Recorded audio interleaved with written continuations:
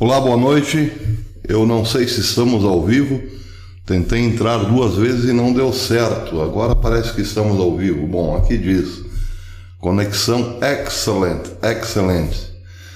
Se estamos ao vivo, alguém por gentileza dê aí um feedback. Enquanto isso, vamos aqui averiguando. Temos 82 almas na live, 95 likes. Muito obrigado pelos likes. Deixem os seus likes, estamos lá. Ok, dona Lucimar garantindo que está tudo beleza. Então é isso, boa noite a todos. Aí, Ítalo, Romualdo, um abraço. Arlete Garçom está sim, obrigado Arlete. E Entropia está ótimo, muito obrigado. Boa noite a todos, boa noite pessoal, sejam bem-vindos. Agora 280, 300 almas na live, 202 likes. Assunto bem complicado hoje, confesso para vocês. Um assunto instigante, mas por outro lado muito complexo, muito emaranhado, muito misturado a infinitos acontecimentos na Europa desde o século XVIII. Bem, boa noite, Maria Mendonça mandou um superchat, muito obrigado, Maria Mendonça, Deus te abençoe, um abraço, muito obrigado pelo superchat. Boa noite, Lucimar Neiver, Lu Neiver, que está aqui, é minha esposa, ela está na moderação, portanto, muito juízo, pessoal. E também acho que a nossa amiga Ofélia não está, a dona Ofélia não aparece mais para trabalhar. Impressionante. Desculpe, Ofélia, eu sei que você está apuradíssima, correndo mais que cavalo de bandido em filme de bang bang classe B, né? Em filme de bang bang, o roteiro é muito simples. O bandido chega correndo na cidade, entra no banco, rouba o banco, sobe no cavalo com um saquinho do dinheiro e corre para o seu esconderijo. E o xerife e os policiais, os delegados, correm atrás dele. Pronto, esse é o filme. Então, você está assim, correndo mais que cavalo de bandido em filme de bang bang. Eu sei como é que é.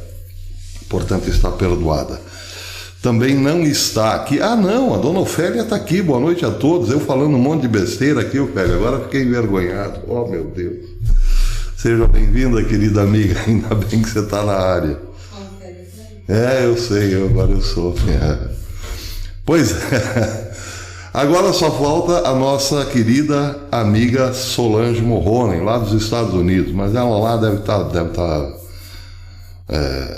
agora lá na terra dela são 4 horas a mais, se não me engano. Então deve estar no terceiro sono.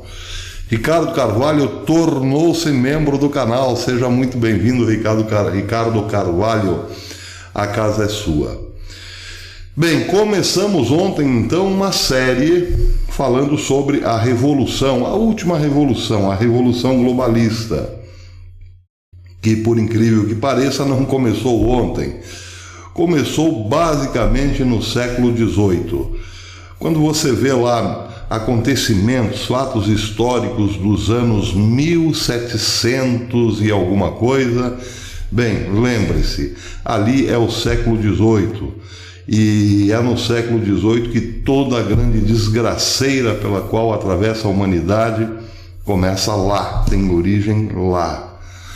Bem, então começamos ontem uma pequena introdução sobre o que é a tal revolução globalista. Não é possível abordar a revolução globalista pelo que está acontecendo hoje, porque o que acontece hoje é repetição do que aconteceu no passado, numa escala maior, apenas isso. Para ter uma melhor compreensão de todo esse problema aí, a tentativa da implantação de um governo mundial, o mundo, a maior parte da população mundial na mão de uns poucos magnatas, de umas poucas famílias dinásticas, toda essa problemática aí que nós estamos vendo, a perspectiva da redução populacional, guerras, peste, epidemias e tudo mais, tudo isso tem uma ligação direta, estreita com o globalismo. Não estou falando de globalização, estou falando de globalismo. E isso, para ser bem compreendido, temos que sim chegar às suas origens. Muito obrigado, Bruno Rios. Deus te abençoe, irmão. Mandou um superchat. Muito obrigado. Não mandou nenhum comentário, mas saiu o superchat para dar aquela força para o canal. Aliás, antes de começarmos, mais um parênteses. Quem puder ajudar esse canal, por favor, ajude, porque é muito difícil aqui para nós essa luta constante pelo crescimento, pelo reconhecimento do público, porque a plataforma não nos ajuda. Pelo contrário, essa semana eu recebi vários e-mails dizendo o que eu tenho ouvido já há muito tempo. Olha, professor, eu estava inscrito no canal e de repente não estou mais. O que está acontecendo? Não sei. O YouTube desinscreve. E aí não crescemos. Hoje temos um número X de inscritos, amanhã um número menor, depois amanhã um pouquinho mais, e a média continua sempre a mesma. Também os vídeos não têm boa repercussão, não têm grandes visualizações. Além do mais, as propagandas colocadas nos nossos vídeos são sempre as mais baratas, razão pela qual esse canal não cresce financeiramente também. Por isso nós estamos pedindo ajuda para quem puder colabore com o canal. Nós temos uma conta aqui debaixo do vídeo, temos também o Apoia-se e o PayPal. Quem puder, ajude-nos para a gente continuar, para a gente ter a condição de continuar, né? Eu queria investir tanto nesse negócio, mas não dá, a gente tem que andar com um passinho lento. Então, mas estamos aí, estamos de pé, não vamos desistir não, porque muitos ajudam. Nós temos sim a colaboração de muita gente boa, apesar dos pesares. Apesar que eu não sou popular, não sou bonitão, não sou gostosão e tudo mais, exceto para a dona Lucimar, claro. Mas mesmo assim a gente está aí, tem muitos amigos, muita gente que gosta do canal. Então quem puder, colabore. E deixe uma forma de colaborar também é deixar o seu like. Você que não pode colaborar com o canal financeiramente, pelo menos deixe o seu like. Ou então até o seu dislike. Pelo menos dá alguma relevância ao canal. E nós agradecemos. Muito bem, Alexandre Verniano também mandou um superchat. Muito obrigado, Alexandre. Xará meu. Nova Constituição anticomuna com Bolsa no poder. É isso aí, Alexandre Verniano. Muito obrigado pelo superchat, irmão. A Célia Vilas Boas também mandou um superchat, mas não fez nenhum comentário. Muito obrigado, Célia. Deus te abençoe. Célia Vilas Boas. Não me lembro de ter ouvido o teu nome, ter lido o teu nome por aqui ainda. Se é nova no canal, seja muito bem-vinda. A casa é sua. A Cris Lassal mandou também um superchat e uma figurinha voando. Deve ser o super feijão, pelo jeito. Muito obrigado, Cris Lassal. Deus te abençoe. Abraço. Então, se eventualmente tivermos outros superchats, vamos deixar para o final, porque uma hora nós temos que começar esse negócio. Então, vejam, nós estamos falando aí de um processo histórico já, uma tentativa de muitos séculos de tomada total do poder, digamos, um projeto de dominação mundial que esteve envolvido nas mais diversas revoluções, guerras, epidemias, pandemias, quebradeiras econômicas desde o século XVIII. Então hoje nós vamos falar um pouquinho mais sobre isso, tendo em vista um dos seus atores, talvez um dos principais atores de todo esse processo. Eduardo Nunes, muito obrigado, Deus te abençoe, irmão. Boa noite, professor, boa noite, Eduardo. Eduardo Nunes mandou um superchat, aquele abraço, Eduardo, muito obrigado. Bem, ontem nós começamos falando sobre um fato não muito explorado acontecido na Primeira Guerra Mundial. Se vocês lembram, foi a questão humanitária, uma campanha humanitária de socorro e contra a fome na Bélgica, assim que essa foi invadida pela Alemanha. Eu não tenho não tenho visto esse aspecto da Primeira Guerra sendo muito abordado, mas ele é fundamental, ele é crucial para entendermos como já operava ou como estava se articulando o modus operandi da dominação mundial por parte de algumas famílias dinásticas. Carla Poeta Possap, muito obrigado, também mandou um superchat. Obrigada por dividir seus conhecimentos. Abraço, professor. Obrigado eu, Carla. Muito obrigado eu. Não adiantaria de nada saber alguma coisinha aqui se não tivesse vocês. Eu que agradeço de coração. Muito obrigado pelo superchat. Deus te abençoe. Olha só, o Francisco também mandou um superchat. Francisco da Cruz, professor, uma excelente e abençoada noite. A ti também, Francisco. Deus te abençoe, irmão. Muito obrigado. Agora sim, prometo, tem gente que não gosta que eu interrompa, então, se eventualmente tiver um novo superchat, eu lerei no final e farei os devidos comentários. Até para quem mandou o superchat ficar até o final, porque depois, claro, eu lerei o superchat, o comentário e assim por diante. Se for preciso até brigar, eu brigarei. Não, brincadeira.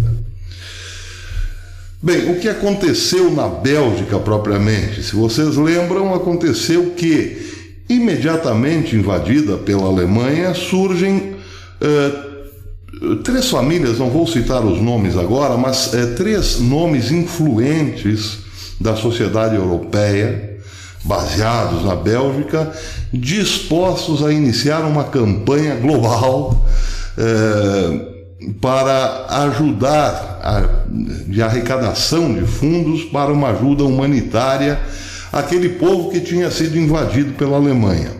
Bom, em primeiro lugar aqui é preciso fazer um parênteses.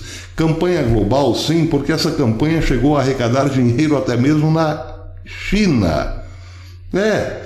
A China, que era um país miserável no começo do século XX, até lá, famílias também dinásticas lá, contribuíram com a campanha humanitária. Por quê?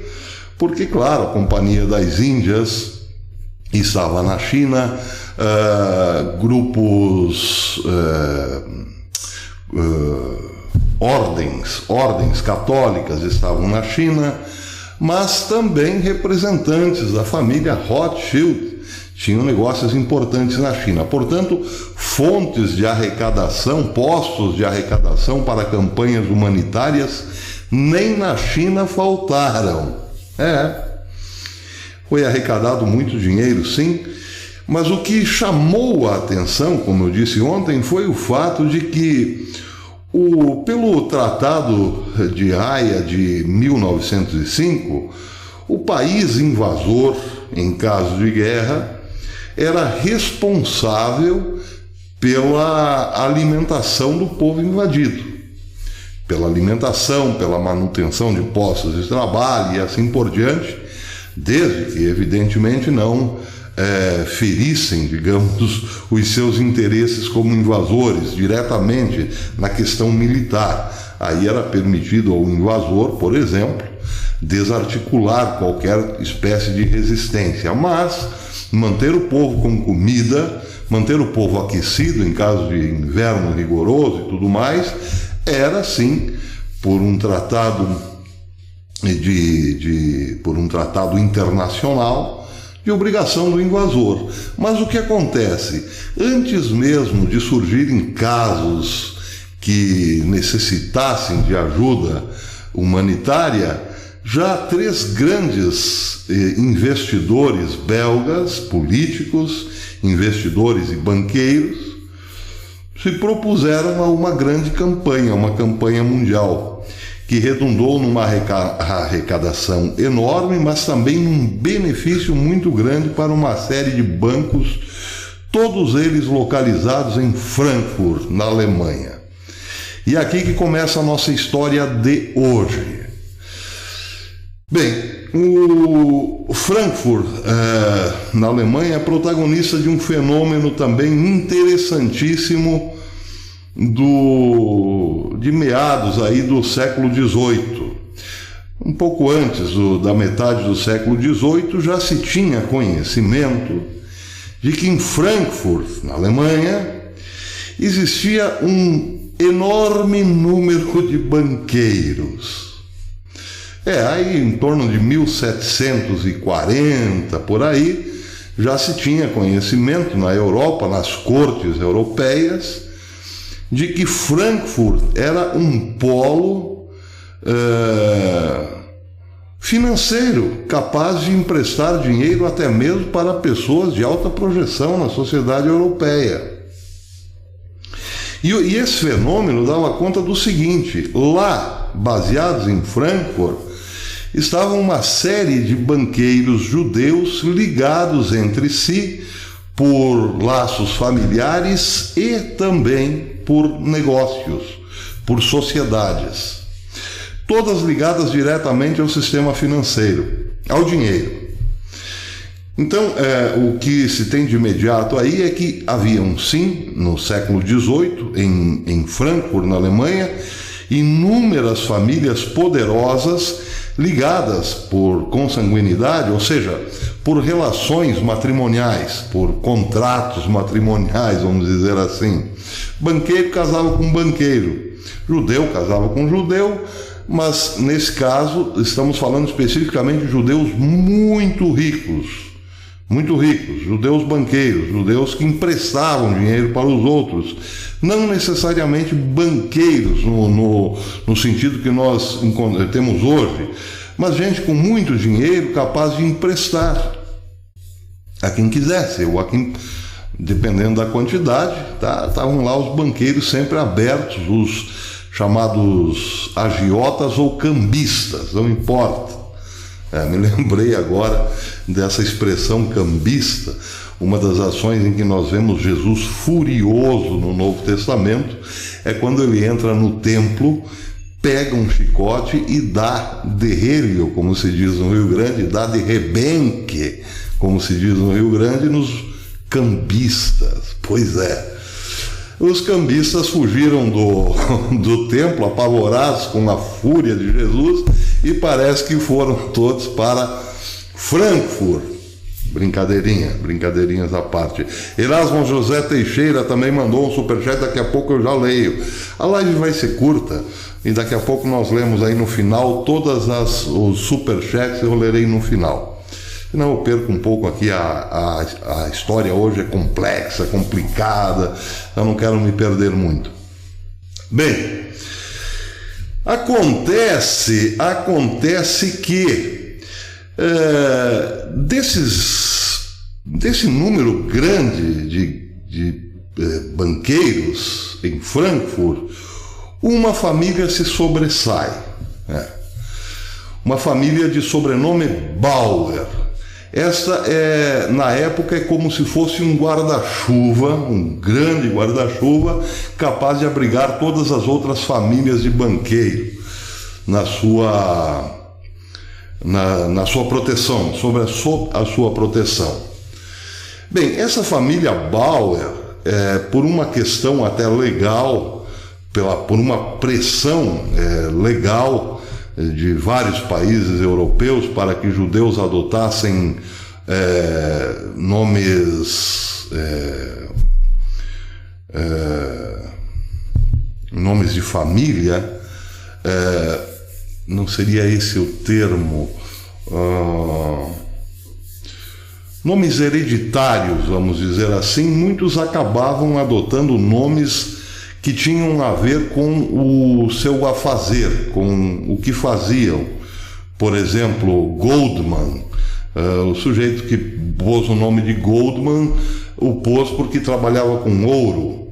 Ou então Silverman, algo parecido, porque o sujeito trabalhava com prata. Bem, essa família Bauer, que não se sabe exatamente se também não era um nome criado, acabou adotando o nome da sua casa, que significava Rothschild, ou Casa de Rothschild, ou a Casa do Escudo Vermelho. E o primeiro Rothschild que se tem notícias é um certo Moses Rothschild, por conta do registro funerário em Frankfurt.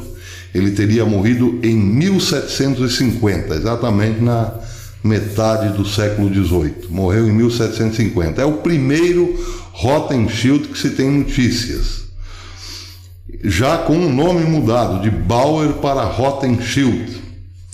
Depois fica conhecido como Rothschild, o nome. Mas enfim, desse primeiro que se tem notícia, passa-se um longo tempo, até que outro começa a se destacar, outro Rothschild começa a se destacar, e muito, isso lá pelo ano de 1700... Perdão, eu errei aqui, me desculpem.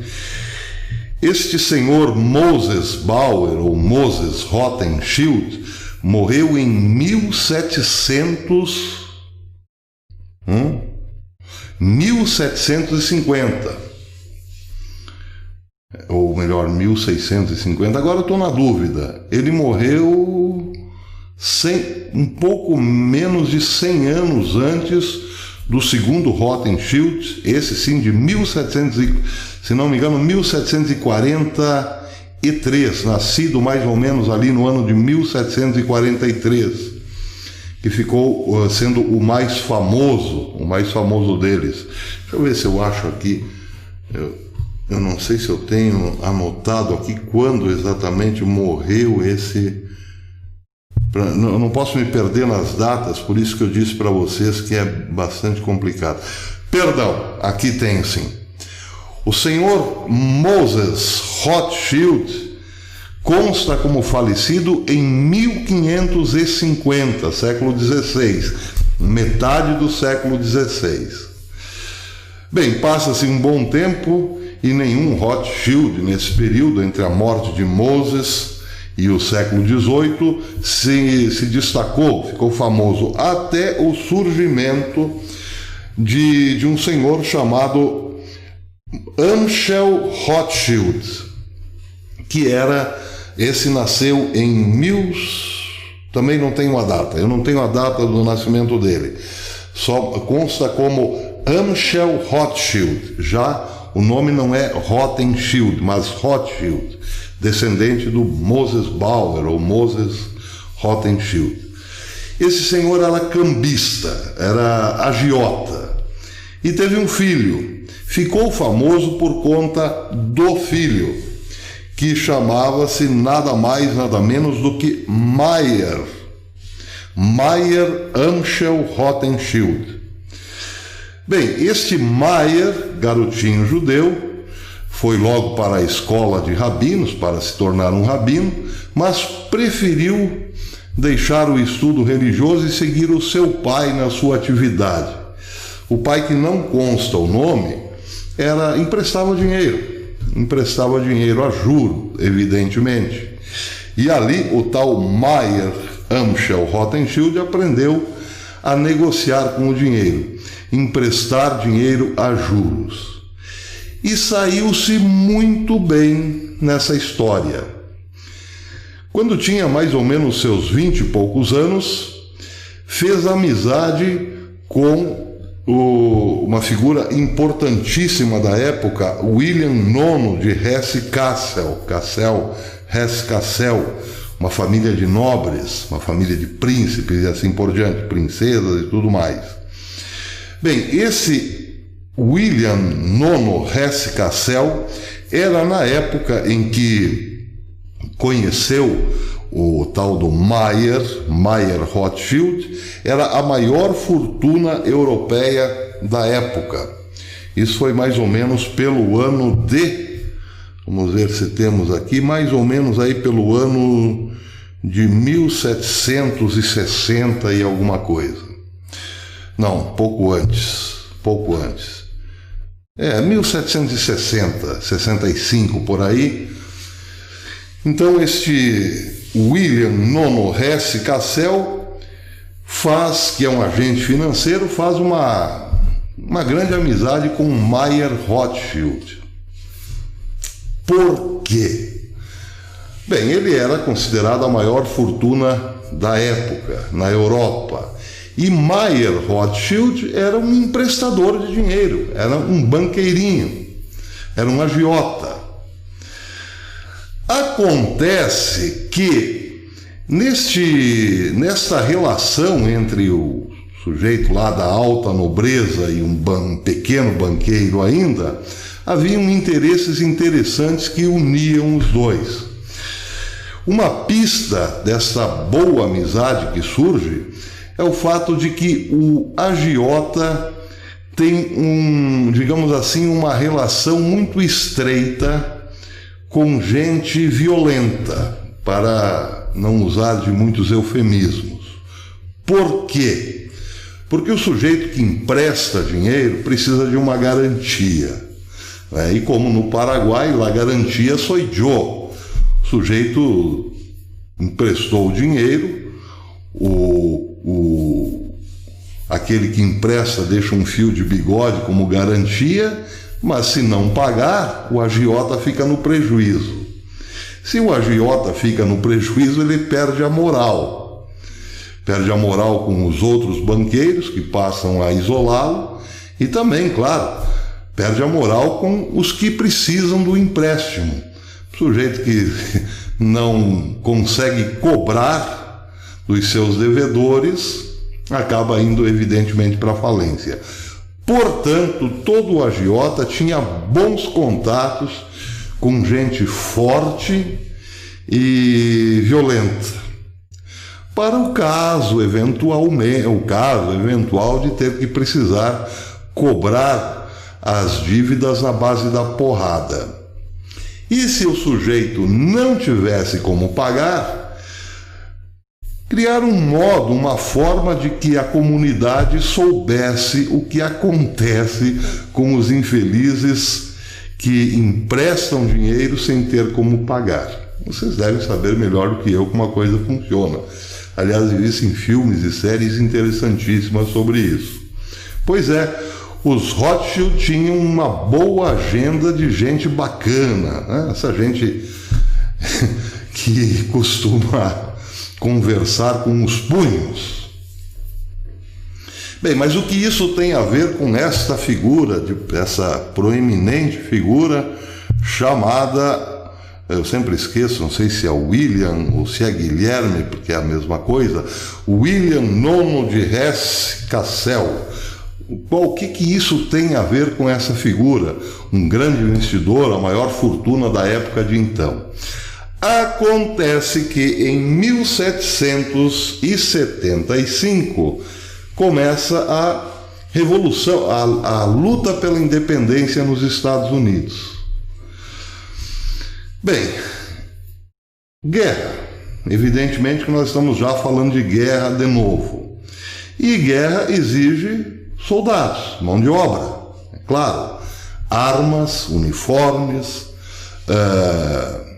logística, cabanas, cavalos, animais, tudo mais. Toda guerra movimenta um sem número de itens que giram, fazem a economia girar, mas sobretudo homens, guerreiros. E aí é que entra o motivo da boa relação entre William Hesse-Cassel e o senhor Rothschild, o senhor, me esqueço o nome, senhor Mayer Rothschild. Por quê? Porque este nobre William Hesse está empenhado em alugar mercenários para a Inglaterra na luta contra os Estados Unidos, contra os insurgentes na América, para frear a revolução pela independência na América. Esse senhor, William Hesse-Cassel, forma pequenos exércitos, coloca em navios e leva para a América. Mas onde arranjar os mercenários e com quem?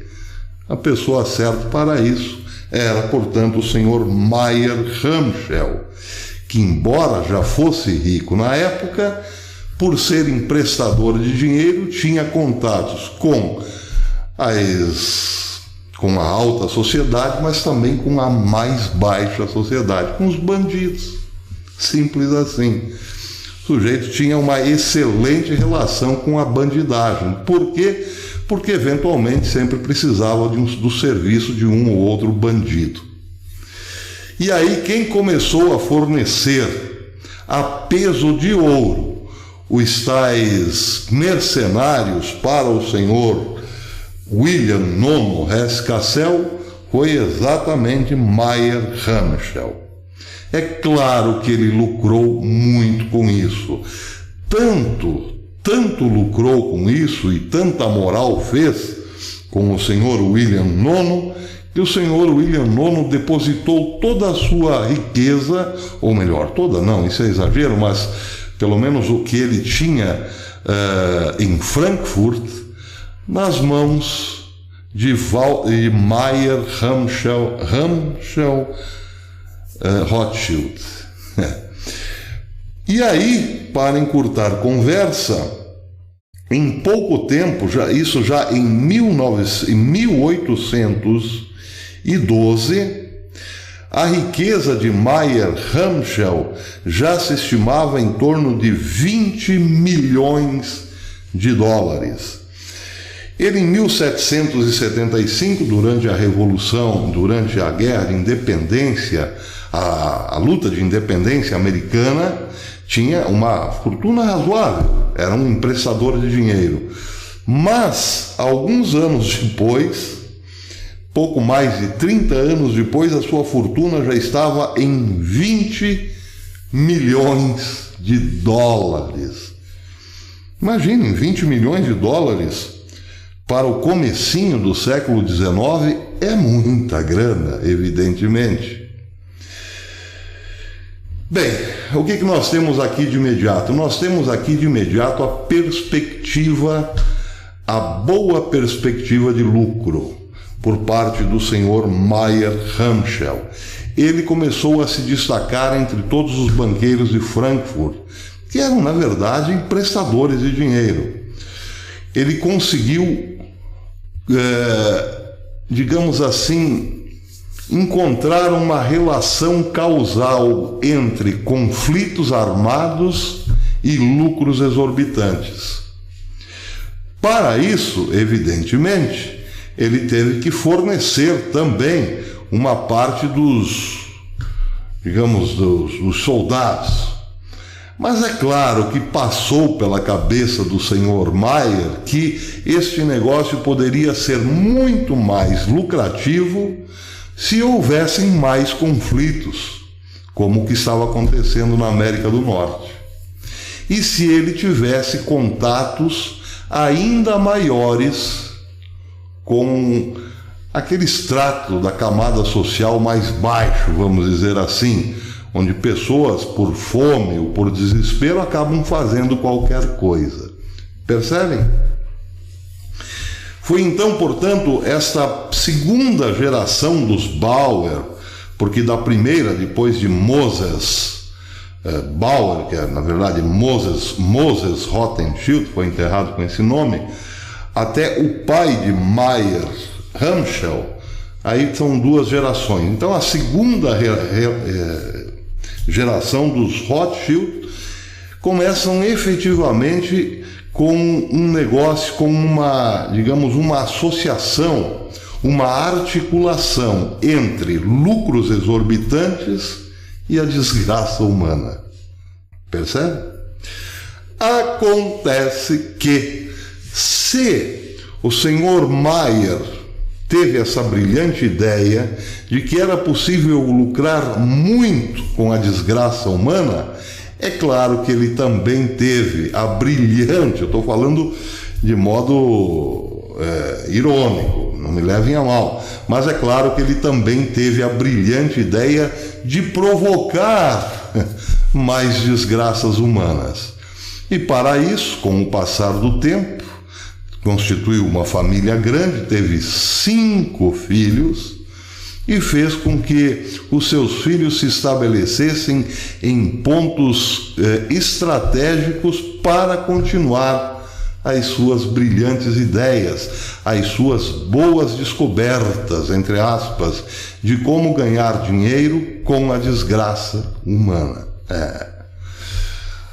Bem, os 5 filhos que formam aqui as 5 pontas do pentagrama, os 5 filhos do Sr. Mayer foram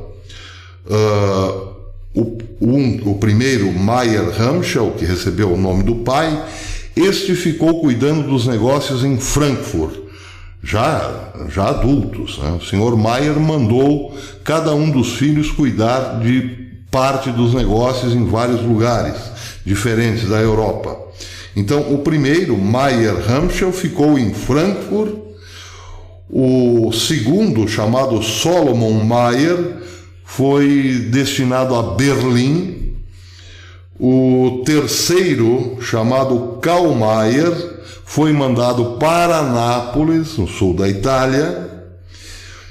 O quarto, prestem atenção, esse aqui é muito importante que vocês guardem o nome, Nathan Mayer. Este foi mandado para Londres. E outro também muito importante, bom lembrar desses dois sempre, James Mayer, foi mandado para Paris. Aqui as 5 pontas do pentagrama.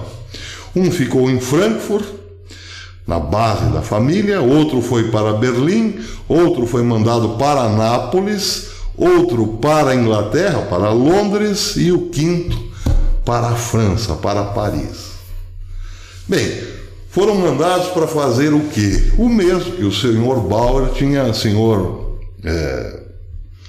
Mayer tinha descoberto anos antes, décadas antes, com o problema da Guerra de Independência Americana. Mas, para todos os efeitos, foram cuidar dos bancos da família, dos bancos Mayer e Filhos, né? da família Rothschild. Bem, agora eu vou dar um salto, vou dar um pequeno salto, porque nós vamos começar a falar desse senhor aqui, Nathan Mayer, que ficou em Londres. Vou dar um salto no tempo aqui, deixa eu ver se eu acho, porque eu estou meio complicado aqui, eu marco as coisas e depois acabo esquecendo onde eu deixei. Vamos ver aqui. Vamos ver. Acho que é aqui. Aqui. Eu vou dar um pulo no tempo e ler uma nota que saiu em maio de 1878. Ela foi publicada... Não, perdão. Ela foi publicada no The New York Times, no dia 19 de maio de 1878. A leitura vai ficar complicada porque eu tenho que fazer a tradução na hora aqui, pode ficar meio ruim, mas acho que dá para entender. Prestem bem atenção. Publicada no New York Times em 19 de maio, né? Em 19 de maio de 1878, já indo para o final do século XIX. A firma de Londres, N.M. Rothschild, NM quer dizer Nathan Mayer, N.M. Rothschild, requerendo um empréstimo de curto prazo, fez uma solicitação ao Banco da Inglaterra. Eu vou inverter aqui. A firma de Londres, chamada N.M. Rothschild, solicitou um empréstimo de curto prazo ao Banco da Inglaterra, oferecendo títulos em troca. Bem, aqui nós já estamos falando de um dos filhos do senhor Mayer, esse que foi para Londres, Nathan. Ele faz um empréstimo de curto prazo, pede um empréstimo ao Banco da Inglaterra. O governador declinou. O Banco da Inglaterra, portanto, estava sob o controle do governador, provavelmente de Londres, aqui não cita, mas enfim, estava sob o comando de um político. O governador declinou, para a grande surpresa de Nathan Mayer, que chamou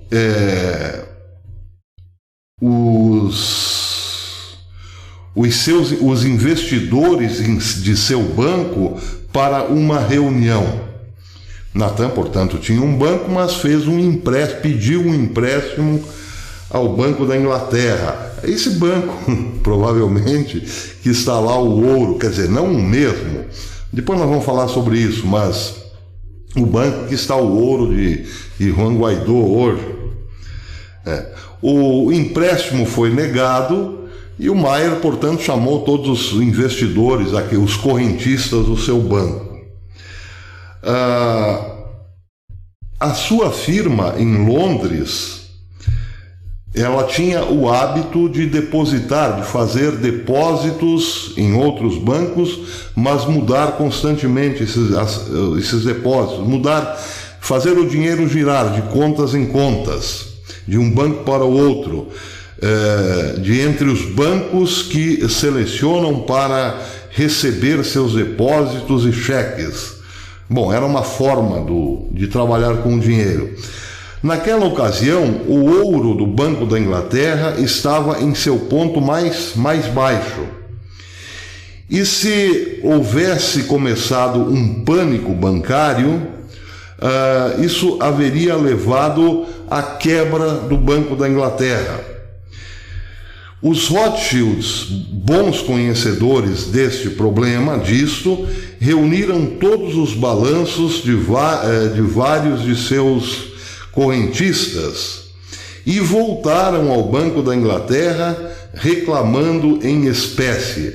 Bem, aqui é preciso fazer um parênteses. Eu sei que a leitura está ruim, mas vou tentar explicar agora, tentar arredondá-la. Temos 1.430 almas na live, 1.800 likes, muito obrigado pelos likes. Tentar arredondar. Até esse período, 1840 e poucos, o Banco da Inglaterra a Inglaterra lastreava a libra esterlina, o papel, pelo ouro. Então, o sujeito que chegasse, por exemplo, com uma libra esterlina no banco, podia trocá-la pelo seu equivalente em ouro. Era assim que a coisa funcionava. Nesse momento em que o Banco Rothschild, Natan N.M. Rothschild faz o pedido de empréstimo ao Banco da Inglaterra, o preço do ouro está lá embaixo, teve uma queda. Bem, o empréstimo foi negado. Natan reuniu todos os seus correntistas, que tinham também, por sua vez, contas no Banco da Inglaterra, explicou a situação e pediu para que todos ficassem de prontidão caso precisassem tirar o dinheiro. Ou seja, ele contou uma história terrível para os correntistas. O Banco da Inglaterra está perdendo o ouro e daqui a pouco esse dinheiro que você tem aí na carteira não valerá para nada, a menos que ou você corra para o banco e faça a troca pelo ouro, ou então espere a coisa solucionar-se. Com esse argumento, com um número muito grande de investidores, Natan volta ao banco e faz esse tipo de declaração. Vejam que segue aqui o jornal, o New York Times. Ele faz esse tipo de ameaça, não de declaração. Diz o seguinte: o Banco da Inglaterra, ele vai ao Banco da Inglaterra reclamando em espécie o valor 3 vezes a quantidade que a instituição entesourava. Ou seja, a tradução está ruim aqui, mas é o seguinte: ele pega um número X de depositantes no Banco da Inglaterra, chega com esse número pedindo o saque, ou melhor, a conversão em ouro, a troca do dinheiro pelo ouro. Acontece que o Banco da Inglaterra não tinha todo esse valor em ouro. O valor que o Rothschild trazia na mão era 3 vezes maior a quantia de ouro no Banco da Inglaterra. Pois bem, segue o jornal dizendo: o governador, surpreendido pela posição em que ficava o banco, apressou-se em chamar os seus diretores, que que resolveram transmitir aos Rothschilds a expressão de seu profundo pesar pelo ocorrido e a sua esperança de que cancelassem a sua demanda de espécie. Transmitiram, disseram: olha, nós sentimos muito pelo ocorrido, estamos com o coração partido pelo governador ter negado um empréstimo ao vosso banco, mas por favor, cancele essa demanda, nós não temos ouro suficiente para pagar esse dinheiro, pelo amor de Deus, nos salve, senhor Rothschild. Foi basicamente isso que aconteceu num primeiro momento. Agora vejam, New York Times, ele já era New York Times naquela época, veja como ele continua a narrativa. Chamar aos seus diretores que resolvessem transmitir aos Rothschilds a expressão de seu profundo pesar pelo ocorrido e sua esperança de que cancelassem sua demanda de espécie. Nathan Rothschild aceitou a desculpa prontamente, imediatamente. Que homem bom, meu Deus! Posto que o egoísmo e o rancor não fazem parte do caráter do senhor Nathan Rothschild. Isso aqui é a matéria do New York Times. Veja, vou ler de novo. Ele aceitou prontamente o pedido de desculpa porque o egoísmo e o rancor não fazem parte do seu caráter. New York Times já, naquela época, já sabia de quem puxar o saco, não é mesmo? Bom, seguimos. Segue o jornal dizendo: alguns anos depois, quando a concessão do Banco da Inglaterra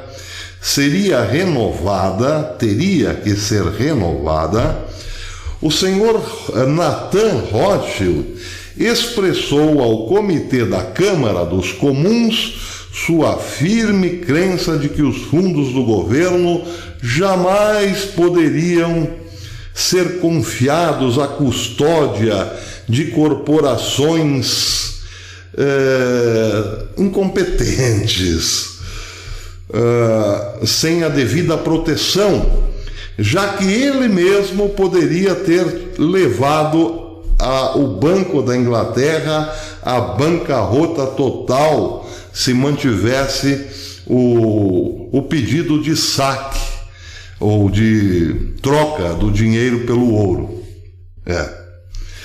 Pois é, vejam que interessante. O que ele fez, segundo aqui as palavras do New York Times, alguns anos depois, quando a concessão estava para ser renovada, porque o Banco da Inglaterra era tocado por iniciativa privada, mas era estatal também.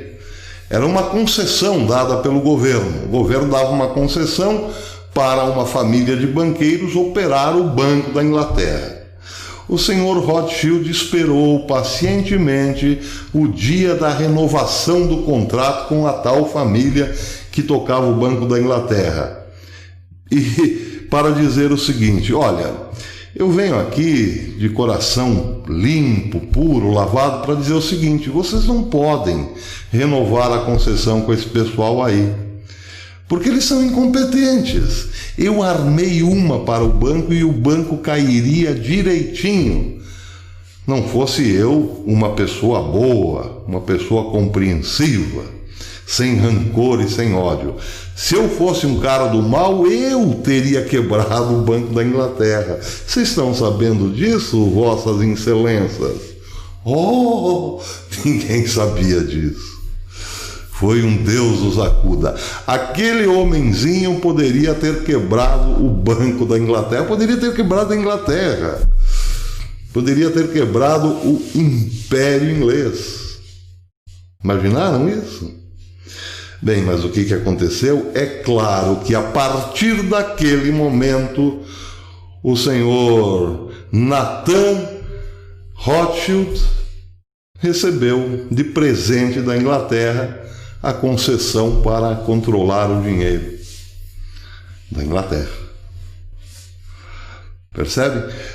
Neste momento, o senhor Rothschild é mais poderoso que o próprio Banco da Inglaterra. Poderia ele, com todos os seus correntistas, ter quebrado o Banco da Inglaterra. Isso quer dizer o quê? Quer dizer que, a partir de então, este sujeito passa a ser o manda-chuva da economia, o manda-chuva do capitalismo financeiro. Percebem? É ali que a família Rothschild dá definitivamente um grande salto. Acontece que não fica só nisso. Vamos voltar agora para o outro Rothschild, aquele que está na França, se vocês bem lembram. Vamos ver aqui, eu não lembro o nome dele. Eu sou muito difícil para gravar nomes.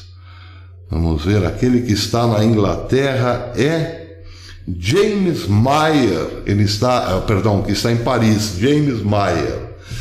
Pois bem, por esta época em que o senhor Nathan está aprofundando raízes em Londres, vamos dizer assim, na Inglaterra de modo geral, o senhor James Mayer, irmão de Nathan, está fazendo o mesmo em Paris.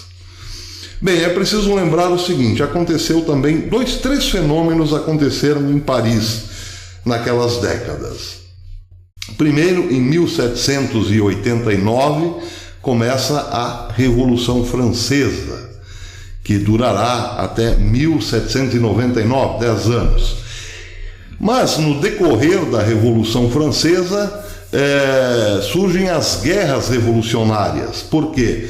Porque uma vez que a França cria um novo modelo de sociedade, digamos assim, ela precisa também sustentá-lo, mantê-lo, e a partir daí começam as guerras, que são guerras ideológicas, na verdade, como a Rússia fará posteriormente em relação aos seus países satélites mais próximos, implantando o comunismo em forma de bloco, tentou também se fazer o mesmo a partir da Revolução Francesa. A França começa a criar encrenca com vários países por conta de la Revolution, para pelo menos manter a revolução. Ou seja, uma monarquia, até um primeiro momento, uma monarquia constitucional, até que depois o rei Luís XVI fosse separado, né? Tivesse a cabeça gentilmente separada do resto do corpo. Mas até então, quando começam as guerras, é uma forma até de defender a monarquia constitucional. Posteriormente vem as guerras napoleônicas, que vão durar aí em torno de 20, 22 anos, algo assim. O que acontece na França de 1789 até 1802, mais ou menos? Guerra em cima de guerra. E por trás dessas guerras, quem estaria financiando Napoleão, por exemplo, para expandir-se pela Prússia, pela Alemanha, pela Rússia, pela Itália e tudo mais? Quem financiava as campanhas de Napoleão? Quem dos Rothschilds estavam lá, em Paris.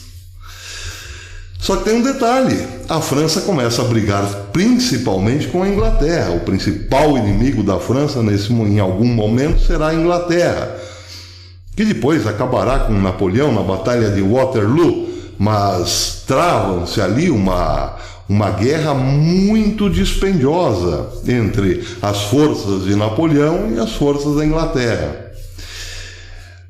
Não vou entrar em detalhe dessas guerras, mas só para mostrar, para vocês terem uma ideia de quanto dinheiro rolou para os Rothschilds, porque eles estavam dos dois lados da moeda.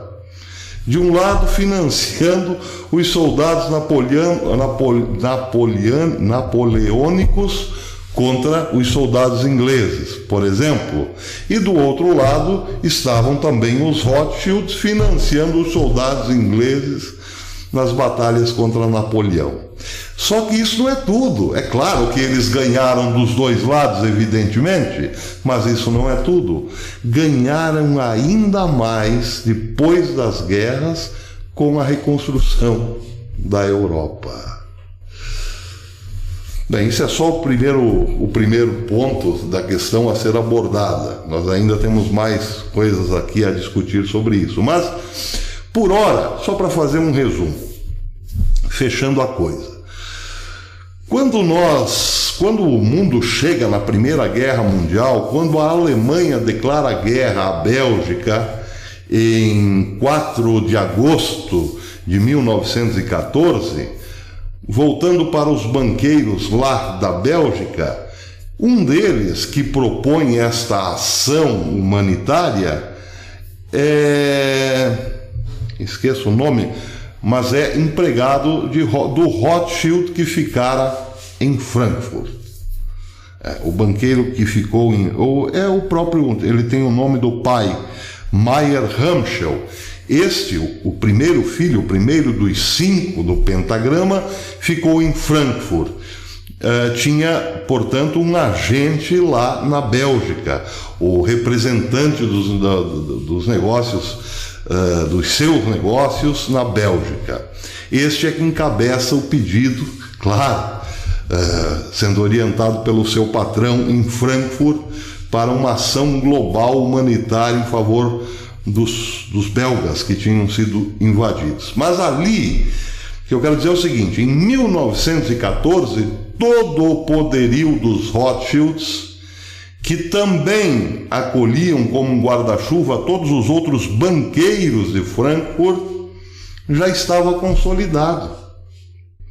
A Primeira Guerra Mundial já está sob o signo deste controle, porque décadas antes, tudo já tinha sido feito numa escala muito menor, claro, mas tudo já tinha sido feito a partir da Revolução Francesa e também do envolvimento da Inglaterra na colônia da América do Norte e os problemas da Inglaterra com a própria França. Além, evidentemente, de outros conflitos internos, como, por exemplo, em Nápoles, onde também havia um Rothschild, um dos filhos de Rothschild, Solomon Mayer, se não me engano. Não, esse foi para Berlim.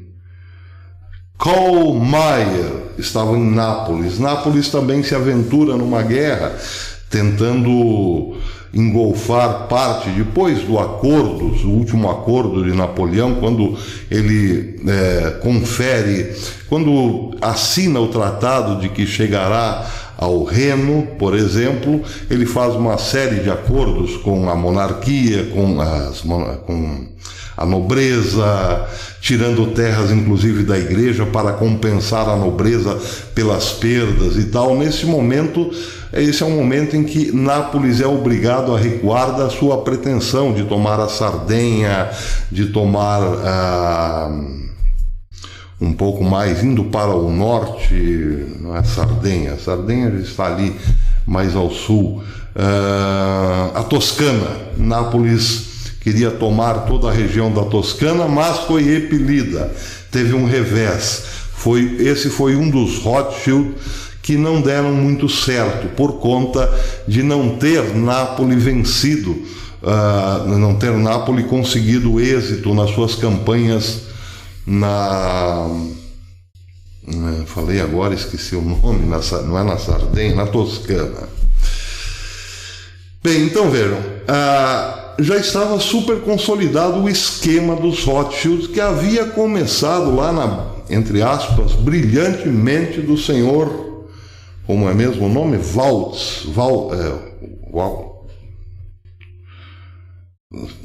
Mayer, do senhor Mayer Rothschild.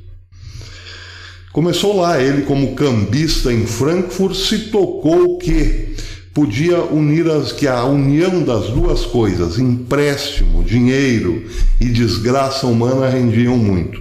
Em 1914, quando começa a Segunda Guerra, aquilo que surgiu na cabeça de modo assim bastante ainda artesanal já era uma indústria, a indústria da dominação global. Começava ali, evidentemente. Mas isso é só o começo, hein? Isso é só o começo. Claro que tem muito mais. Até chegarmos aqui em 2020, a coisa só vai numa progressão. uma progressão geométrica. Então é isso, resumindo, é isso. Invista nos dois lados. Empreste dinheiro para dois antagonistas e você ganhará quando eles gastarem o dinheiro comprando armas, e você lucrará quando eles tiverem que enterrar os seus mortos e reconstruir a cidade. Mas, em primeiro lugar, faça dois grandes brigarem. Perceberam? É assim que você se torna o senhor do mundo. Faça dois grandes brigarem. Só que tenha uma boa amizade com os dois lados, a ponto de que esses dois lados emprestem dinheiro seu. Uma vez que emprestarem dinheiro seu, faça com que esse dinheiro seja investido em armamentos. Só que aí vem outro detalhe.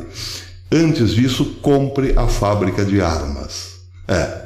Empreste o dinheiro para dois inimigos, faça com que eles invistam esse dinheiro na sua fábrica de armas, faça com que se matem e depois venda os caixões, os terrenos no cemitério e se ofereça, dê a sua construtora com o melhor preço para reconstruir o que foi destruído. Beleza? Pois é. E essa foi a sacada lá do senhor Rothschild. A segunda geração, o senhor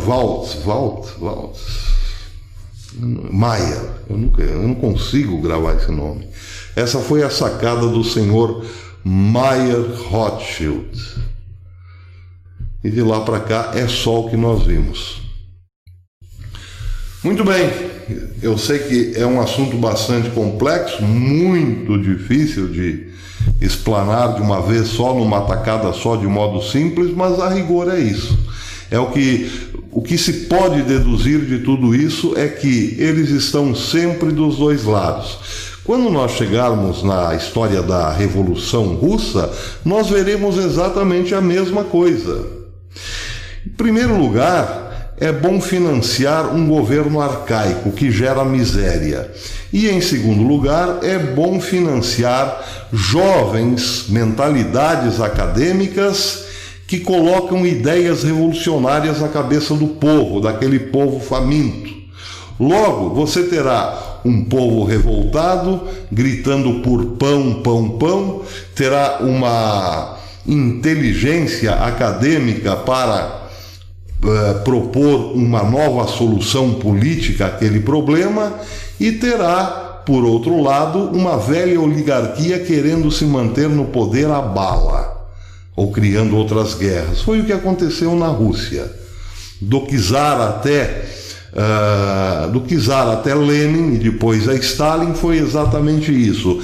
E quem financiou os dois lados? Ou melhor, quem financiou os três lados? Os Rothschild. Lá também. Só que nesse caso foi um pool de banqueiros, não foram apenas os Rothschilds. Até agora eu falei dos Rothschilds, mas tem também, depois na América, por exemplo, nós vamos ter os Morgan, também muito importantes, e assim, e claro, Rockefeller, que não se pode esquecer. Esses são, a rigor, até o momento da Revolução Russa, os donos do mundo. Mas isso nós vamos ver depois, hoje não dá para abordar tudo isso. Vamos aos superchats, então. Vamos ver aqui. A Miriam Libório mandou um superchat, mas não fez nenhum comentário. Muito obrigado, Miriam. Deus te abençoe. Oswaldo Torres tornou-se membro do canal. Muito obrigado, Oswaldo. Deus te abençoe, irmão. Seja bem-vindo. A casa é sua.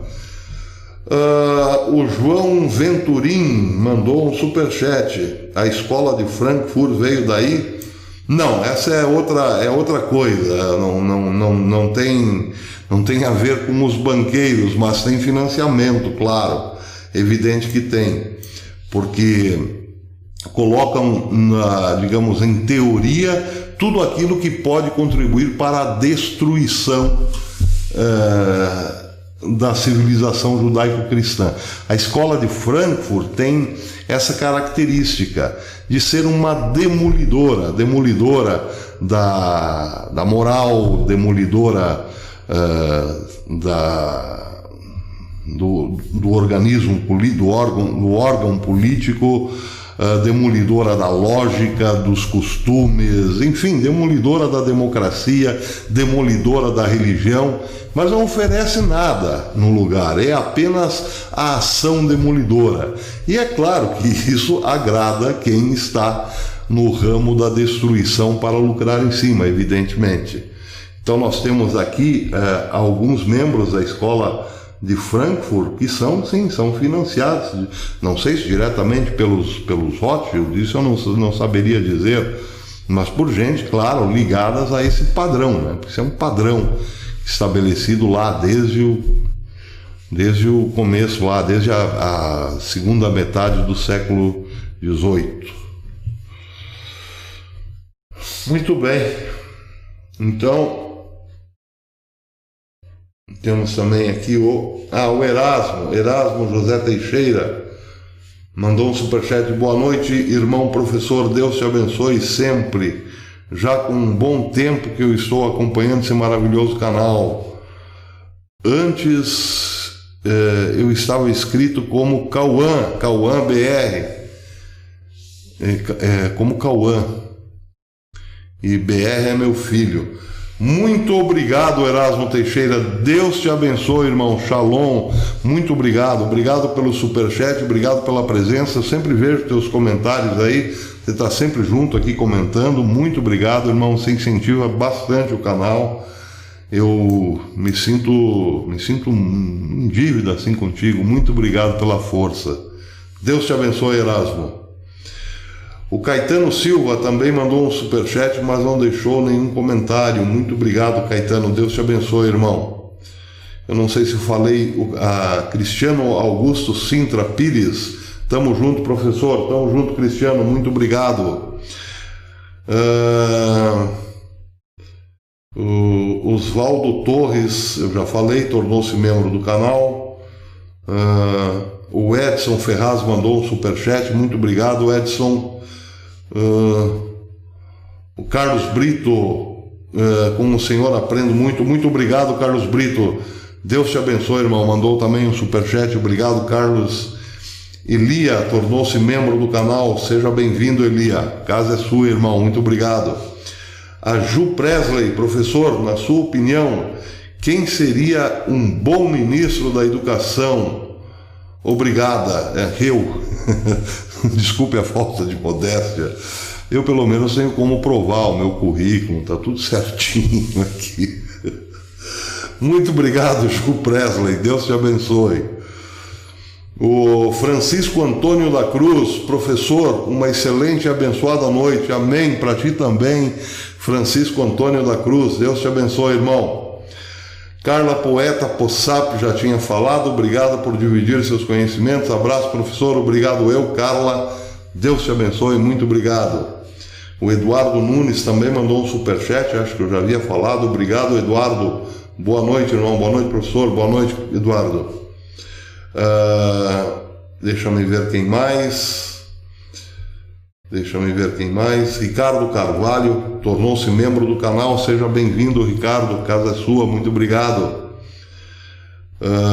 O Bruno Rios, eu acho que eu já tinha falado. Obrigado, Bruno. Obrigado, Alexandre Verniano.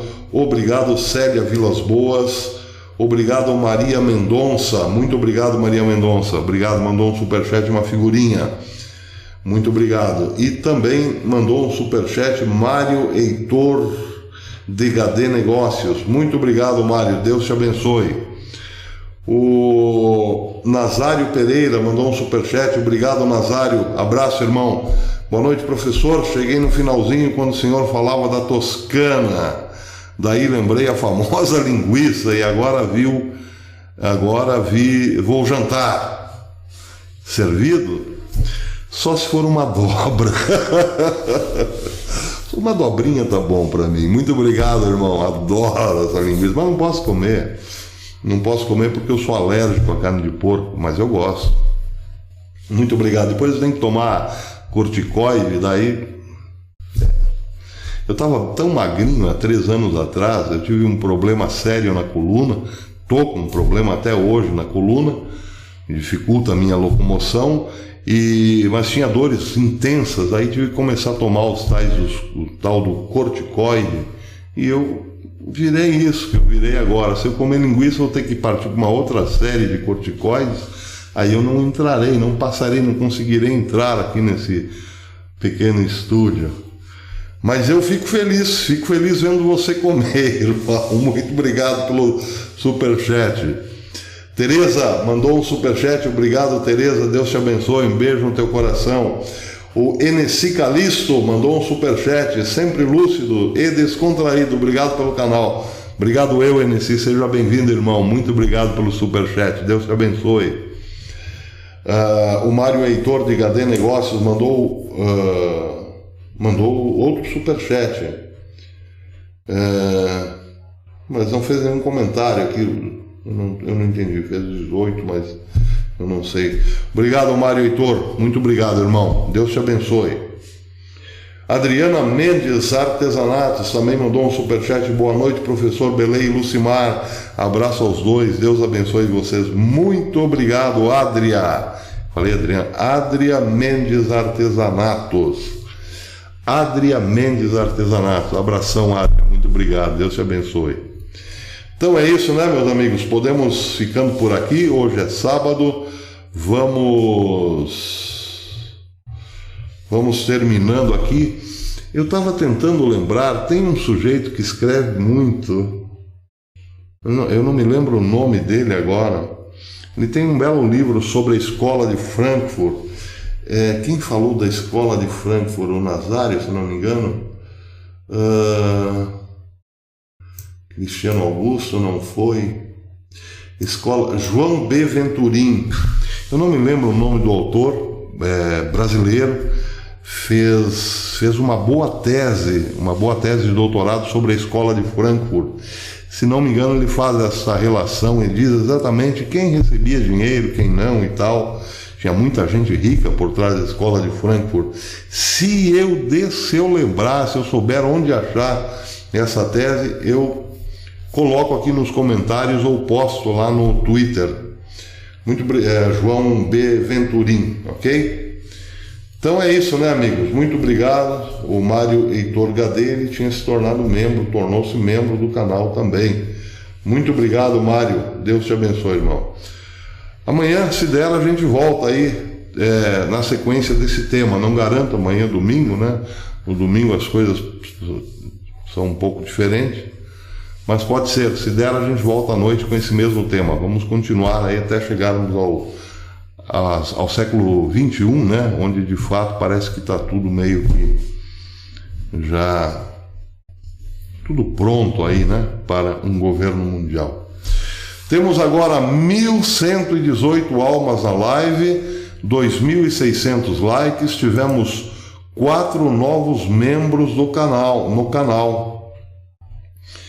São eles o Mário Heitor HD Negócios, Mário Heitor de HD Negócios, o Oswaldo Torres, e o Elia, mas tem mais alguém, e o Ricardo Carvalho. Então sejam muito bem-vindos ao canal, à casa de vocês, e quero agradecer especialmente aqui a presença da nossa querida amiga Ofélia Monteiro. Excelente análise, professor. Muito obrigado, Ofélia. Eu sei que é complicado, é difícil, às vezes a gente se enrola e tal, porque veja, quando vai falar de um tema, ele está imbricado em centenas de outros, né? E daí é muito difícil fazer um recorte sem deixar as coisas essenciais de lado. Como fazer um recorte nessa história, né? É bastante complicado, mas aos pouquinhos a gente vai avançando. Muito obrigado, Ofélia. Obrigado pela tua presença e obrigado pela força. E muito obrigado, dona Lucimar Neiver, minha esposa, que está tão longe, está ali do outro lado, ali no outro... Está na sala aqui, ela fez um cafezinho delicioso, eu nem pude tomar ainda.